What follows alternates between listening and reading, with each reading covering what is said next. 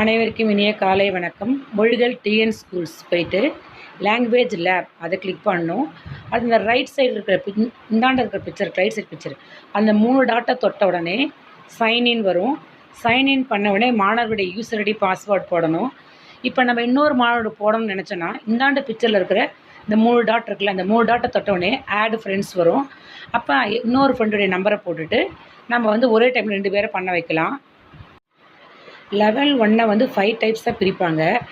அதில் ஃபஸ்ட்டு ஒன்று தான் வாட் இஸ் கோயிங் ஆன். இப்போ நான் வாட் இஸ் கோயிங் ஆன் என்ன பண்ணுன்னு பார்த்தாச்சுன்னா, describing actions, what in store today. அடுத்து வார்ம் அப்பு. இந்த வார்ம் அப் முடிஞ்சோடனே ஓப்பன் ஸ்டோரின்னு வரும். இந்த ஓப்பன் ஸ்டோரியில் நிறைய பிக்சர்ஸ் இருக்கும். அப்போ நம்ம ஒவ்வொரு பிக்சர் எடிட் ஆப்ஷன் ஒன்று இருக்கும், பென்சில் மாதிரி. அது தொட்ட உடனே ஒரு ரெட் கலரில் அது தொட்டணும். தொடனோடனே ஒரு ஸ்பீக்கர் ஒன்று இருக்கும். ஸ்பீக்கர் தொட்ட உடனே ரெட் கலரில் ஒரு டாட் வரும்.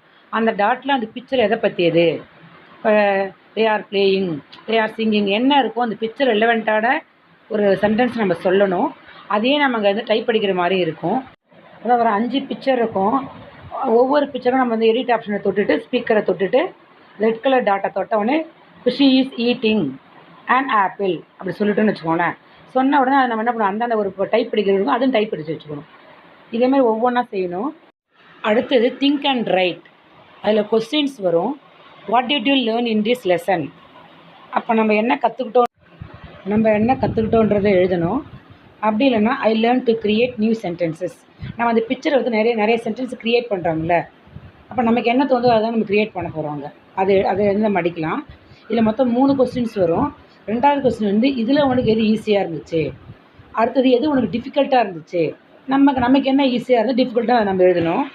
Next word help. இது ரொம்ப ஈஸியாக இருக்கும். நம்ம மவுஸை வச்சு ஒருவனை கிளிக் பண்ணும்போது அந்த வேர்டுக்கான ப்ரொனன்சியேஷனை பசங்களால் கேட்க முடியும். இவ்வளோ தான் இந்த ஃபஸ்ட் லெவலில் வாட் இஸ் கோயிங் ஆன் மட்டும் தான் கம்ப்ளீட் பண்ணியிருக்கோம்.